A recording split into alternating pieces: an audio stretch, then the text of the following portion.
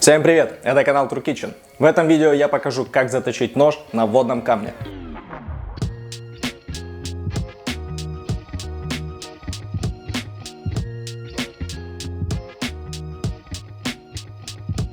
На эту тему я уже снимал видео, но оно уже старое, частично не актуальное. Поэтому сегодня обновлю технику, покажу новые приемы и постараюсь дать материал простым для понимания. Водные камни, наверное, самые популярные. В большинстве случаев из-за того, что на них доступная цена, хотя и она очень сильно варьируется. Эти камни между собой отличаются, так скажем, плотностью. Есть определенный показатель грит, это количество пор на определенную площадь камня. Также они отличаются материалом, из которых они непосредственно изготовлены. То есть вы можете взять два камня с одинаковым показателем грит, при этом один камень заточит нож, а второй нет. Поэтому камни нужно подбирать под свои ножи. К примеру, в предыдущем видео я снимал заточку, камень был простой, и он мог бы заточить обычный домашний нож из мягкой стали, при этом нож из кованой стали он заточить не может. К примеру, если вам нужно заточить обычный нож, типа такой вот Аркос или Трамонтино из мягкой стали, то вам понадобится обычный камень за 500-600 гривен, и он будет достаточно хорошо снимать мягкий металл с данного типа ножей.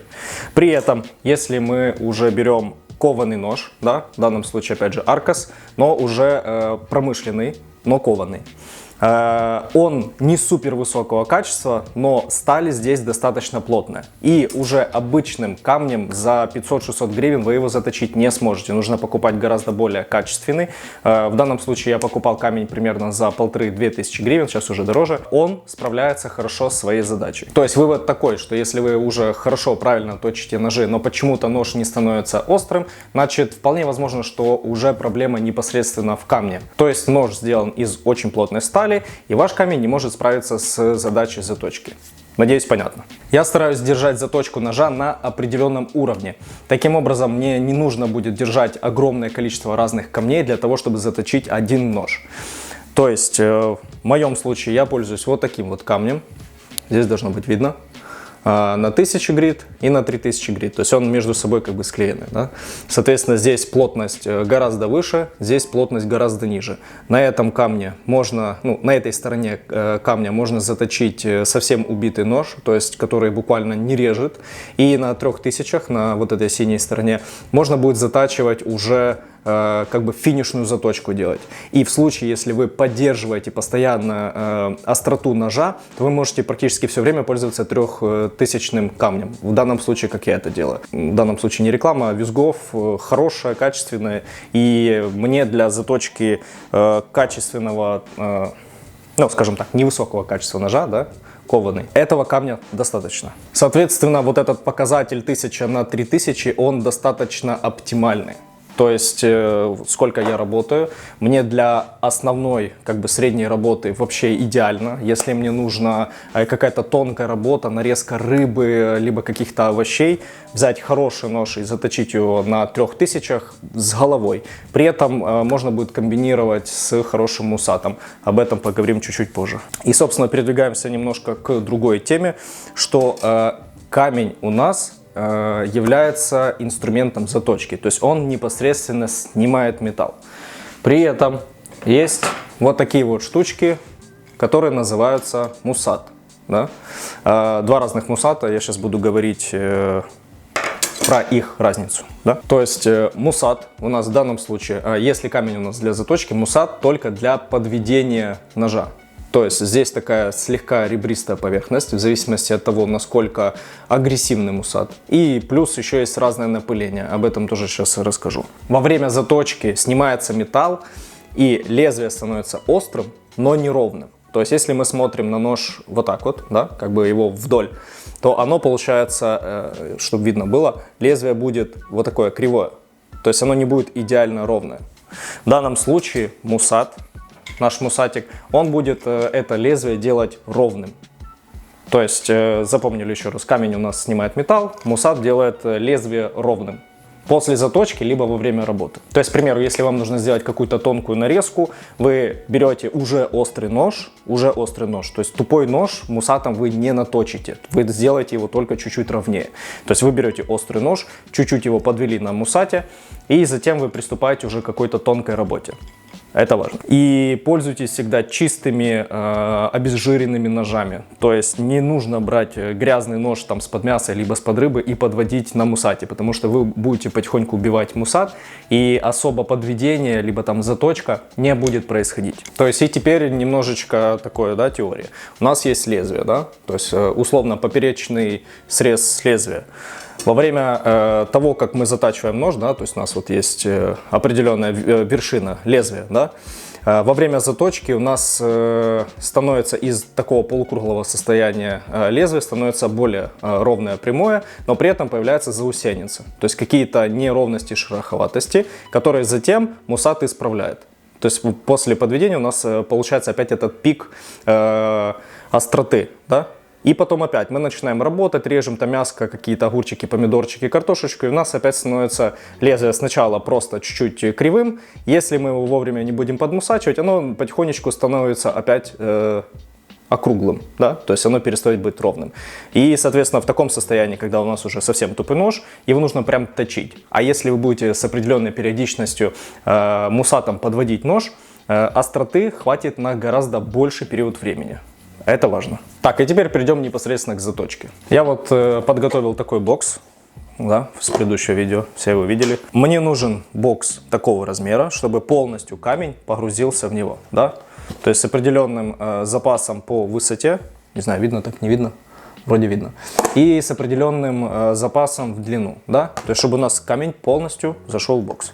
И набираем этот камень холодной водой. Водой нужно его, в смысле бокс, наполнить полностью, так, чтобы был запас воды где-то на сантиметр сверху камня. Почему это нужно делать? Камень пористый, и он внутрь, как губка, начинает вбирать воду. И после того, как камень хорошо замочится водой, он будет гораздо лучше производить заточку. Вот мы минут на 10 сейчас составим камень. Как видите, вот он начинает пузыриться. Это тот самый момент, когда он наполняется водой. И минут 10 нужно ждать, пока он полностью наполнится. То есть вот эти вот пузырьки,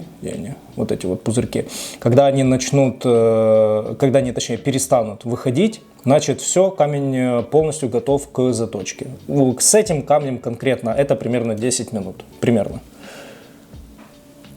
Так, теперь трюк определенный для тех, кто учится точить ножи, либо повышает определенный свой уровень. Показываю один моментик. Есть вот такие вот перманентные маркеры, обычные, то есть те, которые не стираются пальцем. И с помощью этих маркеров можно научиться либо просто смотреть, как ты затачиваешь нож. Что нам делать нужно с маркером? У нас есть нож. Есть как бы режущее лезвие, да, несколько миллиметров вот этой светлой части. И нам вот эту непосредственно часть, которую мы будем затачивать, нужно пометить маркером. То есть мы берем маркер и начинаем вести его по краю нашего лезвия. Я надеюсь, видно. Таким образом мы маркером полностью красим лезвие. И затем во время заточки от температуры этот маркер будет стираться. И вы будете понимать, где вы точите нож, а где нет. И для того, чтобы было понятно, залазите ли вы как бы за края заточки или нет, то есть точите ли вы тот промежуток, который не нужно точить, я чуть-чуть еще прохожусь сверху лезвия, то есть чуть-чуть выше. И так же само делаю с обратной стороны. Все, с двух сторон прошелся. Теперь подготавливаем тряпку. Я, как правило, пользуюсь прорезиненными салфетками. Супер универсальная штука. Ее обязательно мочим. Почему использую именно ее? У меня в комплекте, допустим, с камнем была резиновая подставка, и она все равно скользит на поверхностях. Неудобно, поэтому не пользуюсь. В данном случае камень у нас уже замочился, пузырьков воздуха уже практически нет. Они тут минимальные буквально. Значит, камень можно уже доставать и начинать затачивать нож. Теперь, для того, чтобы затачивать нож нужно использовать максимально свободное пространство. Ничего не должно мешать, не должно не стоять никаких здесь инструментов, приборов.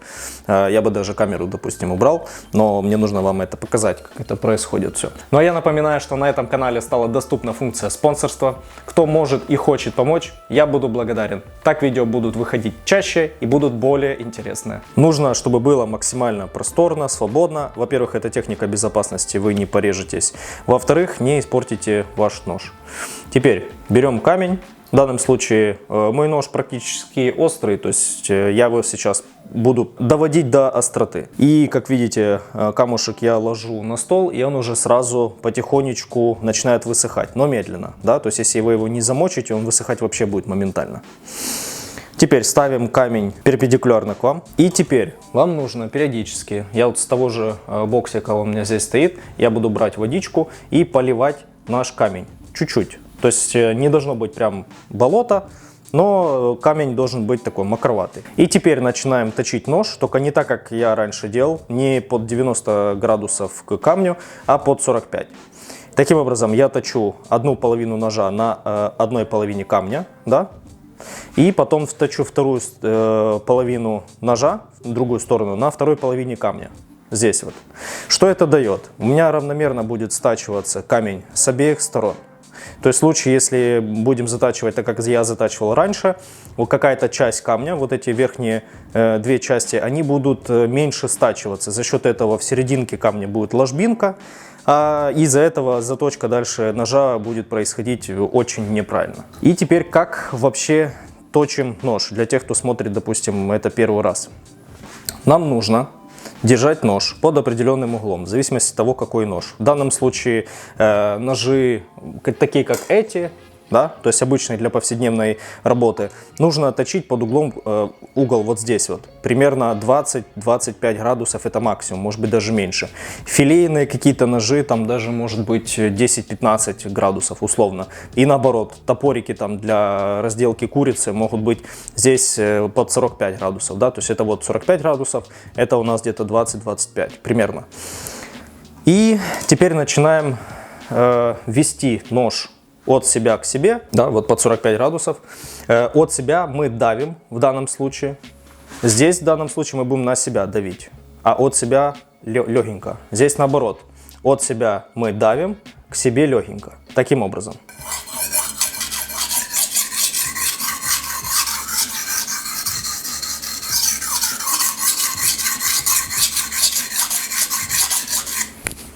И получается, мы ведем от пятки, вот эта пятка, вот это носок, мы ведем от пятки к носку и постепенно стачиваем лезвие. То есть ведем к носку. Носок мы протачиваем нестандартным способом, то есть не под определенным углом к камню, а вращательными вот такими движениями. И так же самое мы будем делать с обратной стороны. И теперь камень у нас чуть-чуть подсох, мы опять на него капаем водичку. Сам камень мыть не нужно. Я потом покажу почему. Мы с одной стороны подточили. Маркер у нас начал стираться. Видите? И он четко стирается там, где у нас кромка. А сверху, то есть на сам нож, вот здесь, вот там, где не режущая часть, я не захожу. И так же самое сейчас будем делать с обратной стороны. И здесь, получается, мы давим на себя с обратной стороны. Старайтесь нажимать на лезвие руками осторожно, не слишком сильно. И старайтесь повторять контур ножа. Да? То есть в данном случае у меня нож неровный, он с определенной волной. Да? То есть вот здесь вот у меня нож идет с определенным изгибом. Соответственно, когда мы точим не только в таком положении, да, неровно, а сначала мы точим так. И затем постепенно выкручиваю нож, чтобы вот здесь вот ровно было 90 градусов. Да, то есть здесь 90 градусов это так, здесь 90 градусов это так. Нож я проворачиваю. Ну и носочек мы опять круговыми движениями точим. И все, проточили с одной стороны, проточили с другой. Видим, что маркер стирается там, где надо. Значит, супер, мы все делаем правильно и продолжаем затачивать наш нож. таким же образом. Теперь вам самое главное делать одинаковую работу с двух сторон. То есть с одинаковым количеством раз, с одинаковым нажимом вы точите нож с одной стороны. И затем переворачиваете и продолжаете делать то же самое с обратной стороны.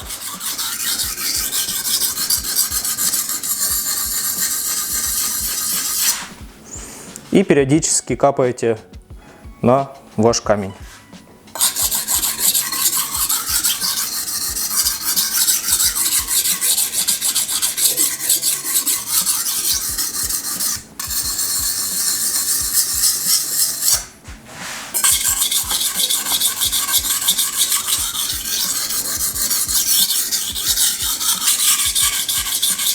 Нож еще, обратите внимание, как я держу. Я его держу в двух точках. Здесь я держу его за ручку. Пальцы не заходят на само лезвие. А этой рукой я аккуратно придерживаю сверху. Стараюсь давить здесь и здесь одинаково.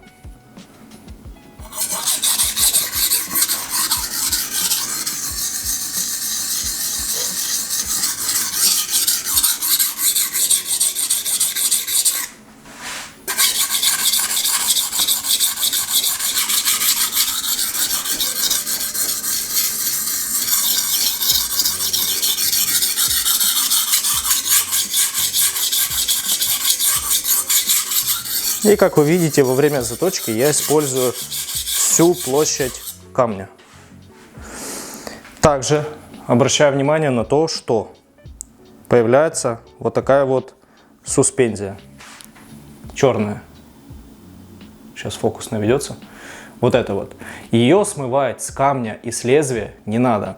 Она создает дополнительное трение, за счет чего у вас нож точится гораздо более эффективно. Если вы будете смывать эту суспензию, точиться нож будет медленно и плохо.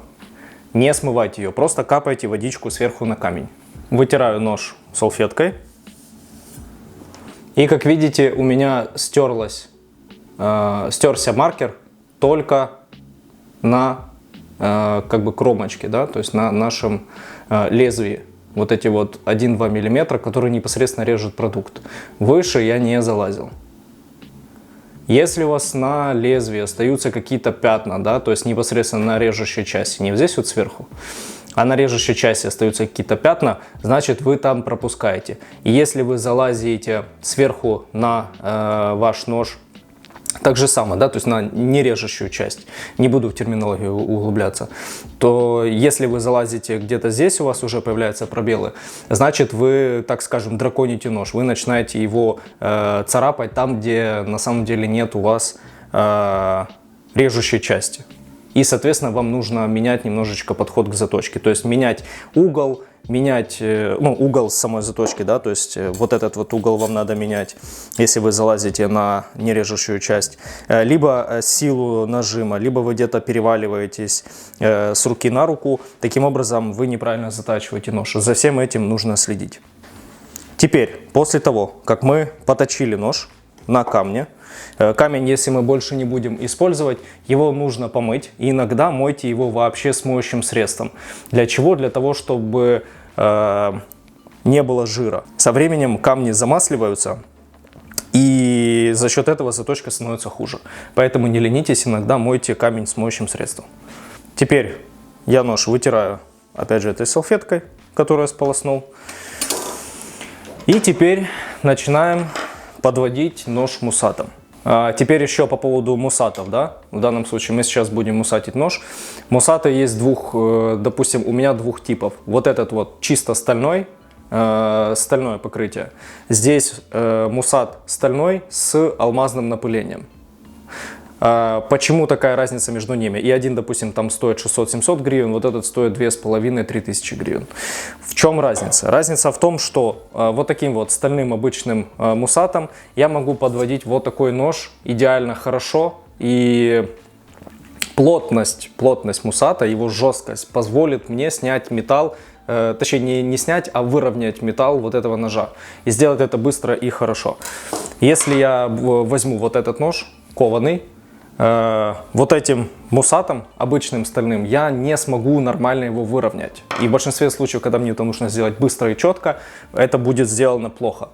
И такая детальная работа, сложная, как нарезка там рыбы на тонкие слайсы, будет хорошо производиться после подведения на стальном мусате с алмазным напылением. Алмазное напыление, оно искусственное, но все равно позволяет сделать вот эту вот тонкую подводку, из-за которой нож будет более ровным, максимально ровным. То есть разница будет колоссальная. Вы можете там делать какую-то нарезку, допустим, подвести на стальном мусате, делать нарезку, и потом подвести на алмазном мусате. И вы поймете, что качество ножа, качество нарезки будет сильно отличаться. По технике безопасности вы можете подводить нож двумя способами. Вот так вот к ручке, то есть на себя, и от себя. Тут уже кто как научится, да? Кто-то учится сразу автоматически, как и большинство, на себя, то есть берем нож и подводим на себя. Кто-то может научиться изначально от себя. Так достаточно редко кто подводит нож, но тем не менее это тоже правильно. Я подвожу по классике на себя, и самое главное не отрывать лезвие вот здесь вот в конце лезвия ножа от ручки, то есть лучше в ручку впереться. Если посмотрите, у меня здесь уже очень много различных отметин на самом мусате. То есть он мне уже миллион раз спасал мою руку. Если бы вот этой части бы не было, и либо она была бы с плохого материала, то руку я бы уже повредил очень много раз. Мы берем мусат, в данном случае я правша, поэтому беру мусат в левую руку, нож в правую руку и начинаю примерно таким же образом, как мы точим нож, под тем же углом, вот здесь вот, да. То есть здесь у нас угол вот этот вот в 20-25 градусов, который я говорил. Нож я держу примерно под 90 градусов, может быть немножечко под 45, здесь не так уже важно. И провожу от кончика мусата пяткой ножа к началу мусата носочком ножа. И сначала я провожу с одной стороны, и затем я провожу с другой стороны. И так я чередую где-то примерно 10-15 раз с каждой стороны. Таким образом. Покажу сначала медленно. И теперь быстрее.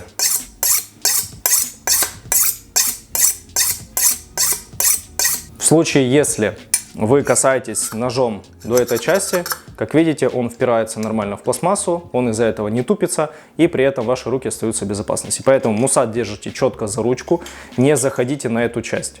И не покупайте мусаты с маленькой вот этой защитой, она должна быть большая. Все, теперь мы подводим хорошенько нож на мусате.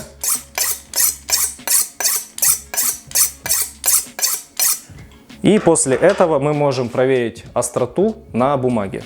В данном случае я беру обычную тетрадную бумагу, она тонкая, бумага должна быть тонкая для проверки. Кто работает в хорике, в общепите, берите бумагу с принтера, с кипера. Она там очень тонкая, и для проверки лезвия самое то. И нож вытереть нужно насухо. Он должен быть абсолютно сухой перед тем, как его проверять на остроту, иначе вы не поймете, насколько он острый. И теперь под острым углом начинаем резать бумагу.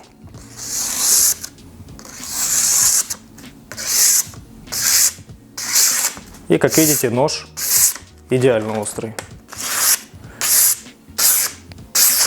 Проверяйте остроту в разных местах ножа. Проверяйте его на носке отдельно, на серединке отдельно и на кончике отдельно. Потому что иногда такое бывает, что какую-то из этих частей кто-то точит лучше, кто-то точит хуже. У меня так тоже очень часто бывало, что я носок, середину хорошо точу, пятку плохо.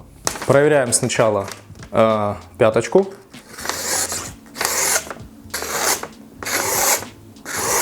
Отлично. Теперь в серединку.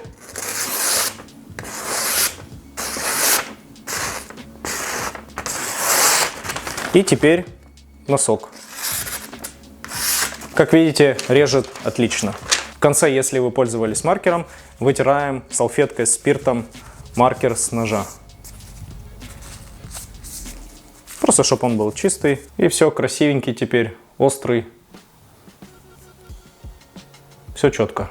Еще, ребята, никогда не проверяйте остроту ножа, там кто-то на ногте проверяет, кто-то кожу там пытается чуть-чуть подрезать или еще что-то. Это небезопасно и никогда так не делайте. Есть бумага, ее много. Если там сезон, допустим, у вас есть помидорчики какие-то, проверяйте на помидорах. На помидоре можно проверить очень хорошо заточку ножа. Если вы можете под острым углом подрезать шкурку, либо отрезать тоненький слайс, значит все, у вас нож офигенно острый и он работает как надо. Либо там редиску возьмите, огурчик, не знаю, что угодно. Но только не делайте это на своих ногтях. Это ужасно, это так нельзя делать. Это небезопасно. Друзья, ну а на этом все. Кому это видео было полезным, ставьте ему лайк, подписывайтесь на канал и пишите комментарии. Всем пока!